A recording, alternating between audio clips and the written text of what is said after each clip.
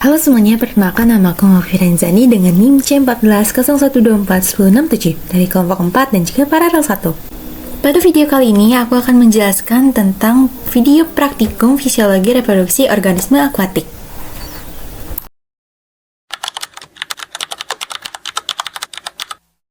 Materi pertama berjudul Ciri Seksual Sekunder dan Primer Anatomi Organ Reproduksi Kelompok Teleostei. Kelompok ikan teleostei merupakan ikan bertulang sejati yang memiliki rangka tersusun dari tulang keras serta sirip yang ditompang oleh jari-jari sirip bertulang. Ciri morfologi lainnya ditunjukkan oleh adanya sisik bertipe sikloid atau stenoid, operkulum yang menutupi insang, serta ekor homoserkal yang mendukung kemampuan berenang efisien. Struktur tubuh yang relatif simetris dan sistem organ yang berkembang baik menjadikan ikan teleostei sebagai kelompok ikan paling dominan dan adaptif di perairan tawar maupun laut. Ciri seksual primer pada ikan teleostei berkaitan langsung dengan diferensiasi anatomi organ reproduksi internal yang dikendalikan oleh regulasi sel somatik gonad selama proses perkembangan. Ciri seksual sekunder pada kelompok ini berkembang sebagai respon terhadap aktivitas hormonal gonad yang mengaruhi tampilan morfologi dan fungsi reproduksi individu. Keterkaitan antara struktur anatomi organ dan karakter seksual tersebut menunjukkan bahwa sistem reproduksi teleostei tersusun secara fungsional untuk mendukung keberhasilan reproduksi. Perbedaan ciri seksual pada ikan teleostei juga dapat diamati melalui struktur pendukung reproduksi yang berperan dalam proses pemijahan dan pembuahan. Organ reproduksi pada kelompok ini tersusun secara bilateral dan berfungsi terkoordinasi dengan sistem endokrin untuk memastikan kematangan reproduksi yang optimal. Variasi anatomi dan ekspresi ciri seksual tersebut menunjukkan fleksibilitas strategi reproduksi teleostei dalam menyesuaikan diri terhadap kondisi lingkungan dan siklus hidupnya. Perkembangan organ reproduksi pada ikan teleostei berlangsung seiring tahapan ontogeni individu dan dipengaruhi oleh faktor internal maupun eksternal seperti umur dan kondisi fisiologis. Tingkat kematangan seksual dapat ditinjau melalui perubahan ukuran dan proporsi organ reproduksi yang berkolerasi dengan fase reproduktif tertentu. Pola tersebut menunjukkan bahwa karakter seksual pada teleostei bersifat dinamis dan tidak hanya ditentukan oleh struktur gonad semata, tetapi juga oleh proses perkembangan reproduksi secara keseluruhan. Aku akan menjelaskan bagaimana caranya membedah ikan dari kelompok teleostei. Ikan yang kita gunakan hari ini ada ikan mas, ikan lele, dan juga ikan nila. Seperti biasa, sebelum kita membedah ikannya, kita harus membunuh ikannya terlebih dahulu dengan menusuk bagian medulanya. Sebelum pembedahan, kita lakukan identifikasi kelamin pada setiap ikan, di mana kita mendapatkan semuanya berkelamin jantan. Pada ikan mas dan ikan nila, pembedahan dimulai dari dekat tutupan insang hingga ke rongga perut. Selanjutnya akan diakhiri di dekat anus. Pembedahan dan penyayatan kulit ikan harus dilakukan secara hati-hati, agar organ yang di dalamnya tetap utuh dan juga tidak pecah. Sedangkan untuk pembedahan ikan lele dimulai di bawah tubuhnya membentuk huruf T. Pembedahan pada ikan lele juga harus dilakukan hati-hati, agar organ di dalamnya tetap utuh dan gonad yang kita perlukan juga bisa tetap utuh. Setelah isi perut ikan terbuka, kita harus lakukan pemisahan organ agar kita bisa mengidentifikasi organ-organnya. Setelah itu, dilakukan pemisahan gonad dengan organ lainnya untuk mengidentifikasi apakah benar yang kita duga adalah ikan jantan. Gonad jantan pada ikan teleostei umumnya berwarna putih susu, sedangkan pada gonad betina berwarna kekuning-kuningan, yang relatif lebih besar. Pada ikan mas, terdapat pembesaran abdomen pada betina, yang merupakan akibat dari perkembangan telur dan terdapat sepasang ovarium yang berubah warnanya. Hasil praktikum menunjukkan adanya gonad yang bercil dan berwarna merah, di mana seharusnya gonad jantan yang sudah matang berbentuk besar dan berwarna putih.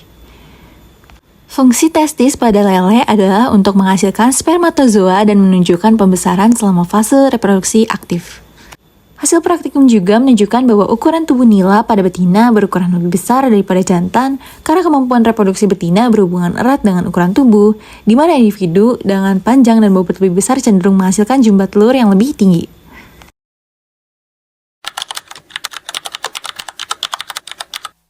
Jadi kali ini kita akan melakukan praktikum dengan judul Ciri seksual sekunder dan primer, anatomi organ reproduksi kelompok Avertebrata.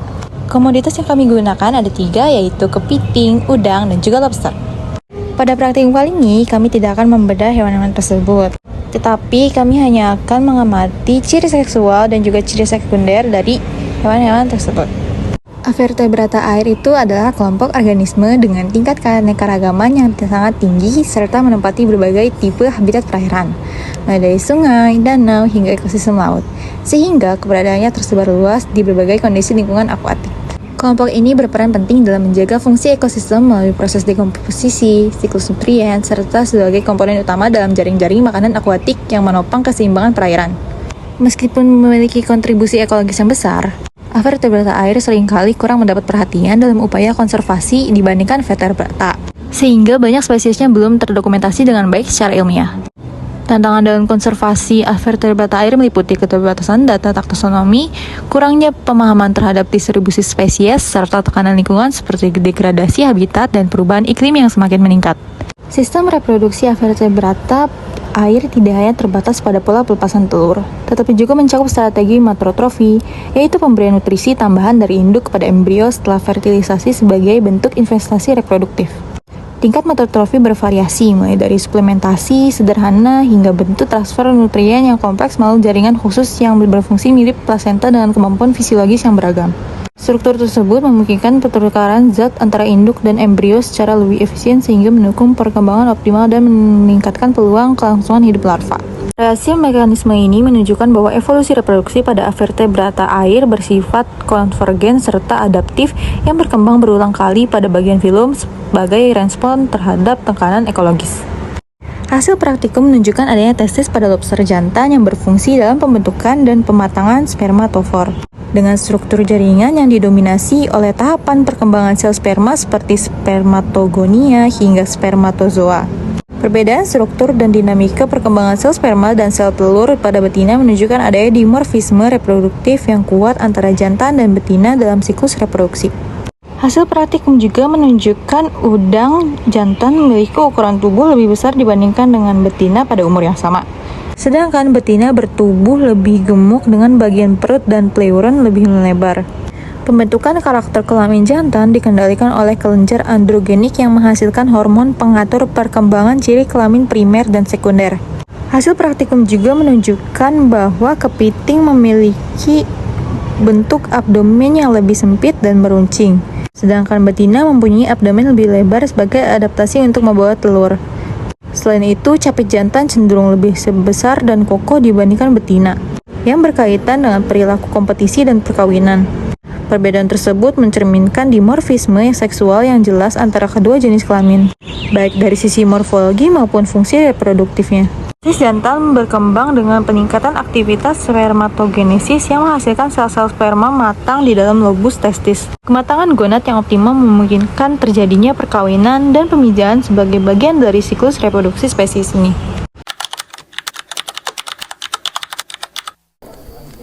Jadi di praktikum kali ini kita akan mengamati perkembangan gonad pada ikan-ikan lele dan juga ikan mas.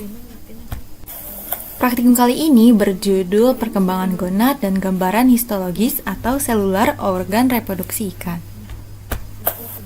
Perkembangan gonad pada ikan secara umum berlangsung melalui tahapan pertumbuhan, diferensiasi, dan pematangan sel reproduksi. Fase awal ditandai dengan ukuran gonad yang masih kecil dan struktur yang belum berkembang sempurna. Kemudian mengalami peningkatan ukuran serta perubahan morfologi seiring pertambahan umur. Proses tersebut mencakup perkembangan sel germinal menjadi oosit pada betina dan spermatozoa pada jantan hingga mencapai tingkat kematangan gonad tertentu. Kecepatan dan waktu kematangan gonad berbeda antar spesies karena dipengaruhi faktor genetik, lingkungan, nutrisi, serta kondisi fisiologis ikan. Perkembangan gonad ikan ditandai dengan perubahan tingkat kematangan gonad atau TKG yang dapat diamati melalui karakter morfologi dan histologi jaringan reproduksi. Setiap tingkat menunjukkan perbedaan pada komposisi sel penyusunan gonad, seperti dominasi oosit pada fase awal hingga munculnya oosit berukuran lebih besar pada fase lanjut. Peningkatan gonad somatik IGS juga menjadi indikator bahwa gonad mengalami pertumbuhan aktif menjelang masa pemijahan. Pola perkembangan yang ditemukan memperlihatkan adanya variasi tahap sel reproduksi dalam satu individu yang mengindikasikan mekanisme pemijahan bertahap.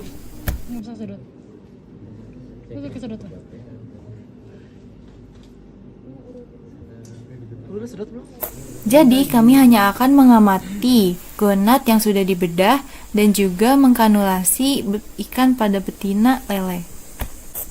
Pada praktikum kali ini juga kami mendapatkan hasil bahwa ikan mas jantan berada pada TKG 2, sedangkan ikan mas betina berada pada TKG 3. Di mana gonad jantan pada TKG 2 menunjukkan testis yang berwarna putih membesar dan terbentuk lebih jelas.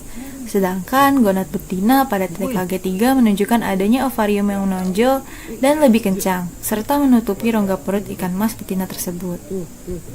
Selain dari ikan mas, kami juga mengamati perubahan gonad pada ikan lele, di mana kami mendapatkan ikan jantan pada TKG 1, sedangkan ikan betina pada TKG 2 dan juga TKG 4.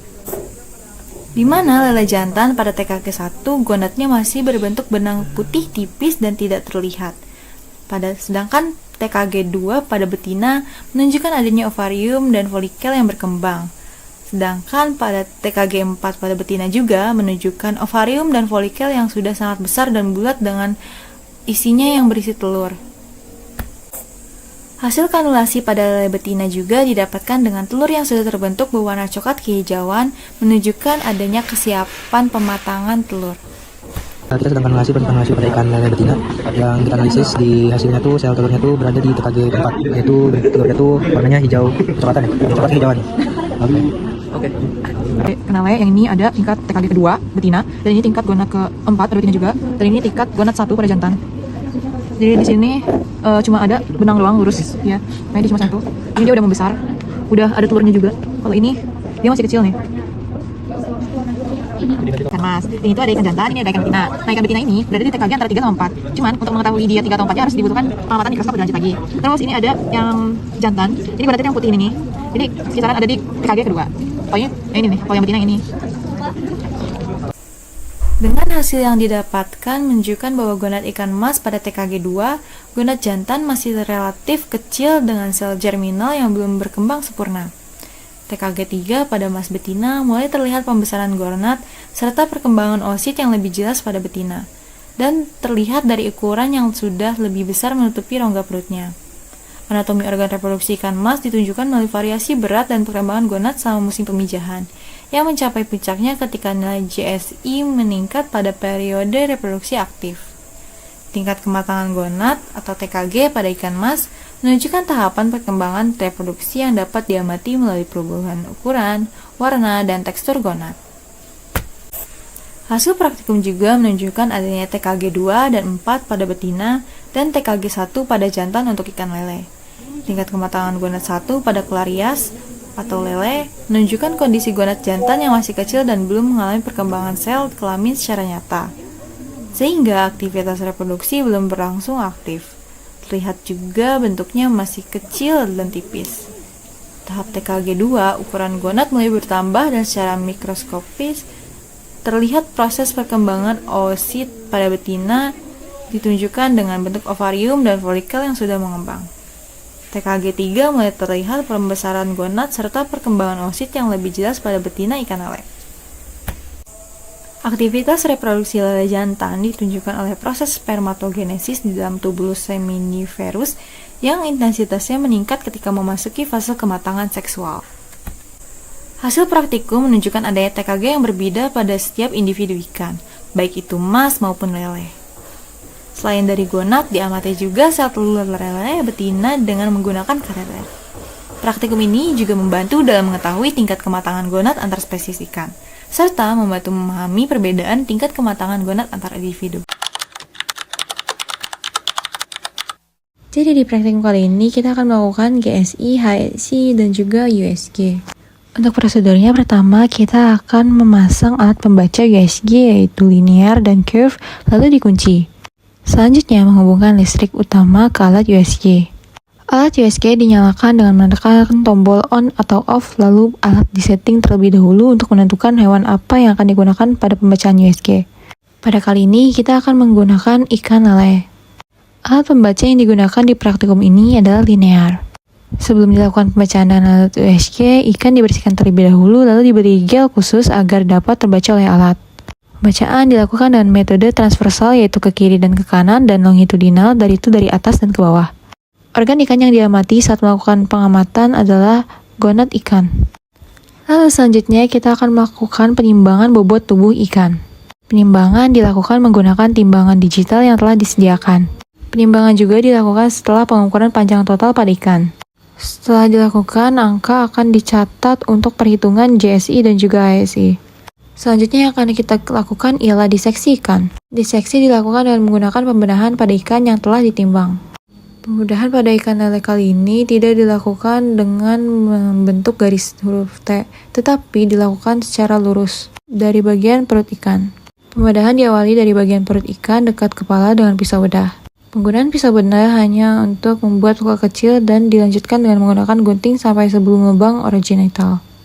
Ikan yang telah dibedah diambil gonad dan nantinya secara utuh dengan perlahan agar tidak rusak. Selanjutnya yang akan kita lakukan ialah penimbangan bobot gonad dan juga hati. Penimbangan dilakukan setelah gonad dan hati telah berhasil dipisahkan secara utuh dari tubuh. Gonad yang utuh ditimbang dengan timbangan digital, kemudian dicatat angka yang terbaca. Gonad yang telah ditimbang kemudian dimasukkan ke dalam toples berisi cairan.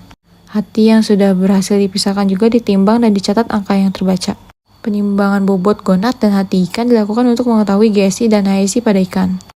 Penjahitan pada ikan dilakukan setelah pembedahan selesai dilakukan.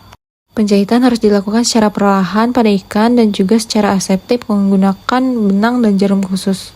Metode penjahitan dilakukan dan menusukkan jarum pada tubuh ikan yang terbuka, kemudian menarik benangnya sampai tersisa sedikit. Jarum ditusukkan pada bagian tubuh lain dan ditarik sampai benang tersisa sedikit pada sisi lain juga.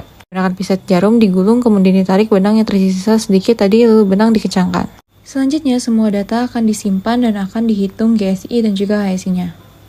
GSI ialah parameter kuantitatif yang dihitung sebagai perbandingan antara bobot gonad dan bobot tubuh total untuk menggambarkan tingkat perkembangan organ reproduksi. Peningkatan nilai GSI mencerminkan pertumbuhan dan pematangan gonad yang berlangsung selama siklus reproduksi. Parameter ini banyak digunakan sebagai indikator fisiologis untuk menentukan fase pematangan dan periode pemajahan pada ikan. Penggunaan GSI juga perlu diinterpretasikan secara hati-hati karena variasi ukuran tubuh dan kondisi individu dapat mempengaruhi nilai yang diperoleh. HSI atau Hepatosomatic Index digunakan sebagai parameter untuk menggambarkan hubungan antara berat hati dan juga berat total tubuh ikan. Nilai indeks ini dihitung dalam bentuk persentase sehingga dapat menunjukkan kondisi fisiologis individu selama siklus reproduksi berlangsung. Perubahan nilai HSI diinterpretasikan sebagai indikasi adanya mobilitas cadangan energi dari hatinya yang dimanfaatkan untuk berkembangan gonad. Pola fluktuasi tersebut memperlihatkan bahwa HSI berperan sebagai indikator cadangan energi reproduksi yang berkaitan dengan tingkat kematangan gonad dan aktivitas pemisahan. Prinsip kerja ultrasonik pada USG didasarkan pada perambatan gelombang suara berfrekuensi tinggi yang dihasilkan oleh kristal piezoelektrik dan mampu merambat dalam material homogen dengan atenuasi yang relatif kecil. Pantulan gelombang yang muncul akibat adanya diskontinuitas seperti retak, porositas, atau delaminasi kemudian ditangkap dan dianalisis berdasarkan waktu rambat serta amplitude sinyal. Kemampuan ini menjadikan metode ultrasonik efektif untuk menilai integritas dan kualitas material secara akurat tanpa proses destruktif. Pertumbuhan individu berperan penting dalam menentukan waktu dan ukuran saat mencapai kematangan. Strategi reproduksi spesies memengaruhi frekuensi pemijahan dan pola pematangan ulang. Perbedaan kondisi biologis antara individu menyebabkan variasi dalam pencapaian stadium matang. Kombinasi faktor tersebut membentuk dinamika reproduksi dan populasi secara keseluruhan. Jadi praktikum kali ini berjudul fekuenditas dan sebaran diameter telur. Fekuenditas didefinisikan sebagai jumlah telur atau keturunan yang dihasilkan dalam satu kali peristiwa reproduksi dan menjadi komponen penting dalam strategi sejarah hidup suatu organisme. Parameter ini mencerminkan kapasitas reproduksi individu betina yang berkaitan dengan ukuran tubuh serta alokasi energi untuk proses reproduksi. Variasi fekuenditas dipandang sebagai hasil kompromi antara jumlah dan ukuran keturunan yang dapat memengaruhi peluang kelangsungan hidup offspring. Konsep tersebut digunakan untuk menjelaskan pola adaptasi reproduksi serta hubungan antara ukuran tubuh induk dan output reproduksi dalam konteks evolusi. Diameter telur digunakan sebagai parameter sederhana untuk memprediksi kualitas telur karena berkaitan langsung dengan performa larva setelah menetas. Telur dengan ukuran yang lebih besar umumnya memiliki viabilitas lebih tinggi, volume koteling telur yang lebih besar, serta daya tahan larva terhadap kelaparan yang lebih lama. Ukuran telur dapat mengalami penurunan seiring berlangsungnya musim pemijahan dan meningkatnya suhu perairan yang menunjukkan adanya pengaruh faktor lingkungan terhadap alokasi energi induk dalam pembentukan oosit. Kondisi tersebut mengindikasikan bahwa telur yang dihasilkan pada awal musim pemijahan cenderung berukuran lebih besar dan memiliki potensi keberhasilan produksi larva yang lebih tinggi dibandingkan telur pada akhir musim pemijahan. Kematangan gonad memiliki hubungan langsung dengan nilai fekuenditas karena peningkatan stadium kematangan diikuti oleh bertambahnya jumlah oosit yang berkembang pada gonad ikan. Proses phylogenesis yang terjadi pada tahap kematangan lanjut menyebabkan akumulasi kuning telur sehingga jumlah dan ukuran oosit menjadi lebih besar. Perhitungan jumlah telur pada setiap tingkat kematangan menunjukkan bahwa ikan dengan gonad yang lebih matang memiliki nilai fekuenditas yang lebih tinggi. Data tersebut menegaskan bahwa status kematangan gonad dapat digunakan sebagai indikator untuk memperkirakan potensi reproduksi ikan melalui nilai fekuenditas. Perkembangan gonad pada ikan memerlukan alokasi energi yang cukup besar dari hasil pertumbuhan somatik. Energi yang tersedia kemudian didistribusikan antara kebutuhan pemeliharaan tubuh dan investasi untuk proses reproduksi. Peningkatan aktivitas reproduksi menunjukkan adanya pergeseran prioritas energi menuju pembentukan gamet pada ikan. Pola tersebut memperlihatkan adanya keseimbangan antara pertumbuhan dan reproduksi dalam siklus hidup ikan. Metode yang digunakan untuk praktikum kali ini ialah gravimetrik, di mana bagian dari gonad ikan akan dibagi menjadi 3 bagian. Lalu 1 gram setiap bagian akan dipisahkan dan disatukan. Kemudian akan dihitung secara manual. Kemudian gonad sisanya akan diamati di mikroskop dan akan diambil 30 butir dan dihitung diameternya. Setelah itu, kumpulkan semua data dan lakukan perhitungan. Sekian video dari saya, terima kasih, dadah.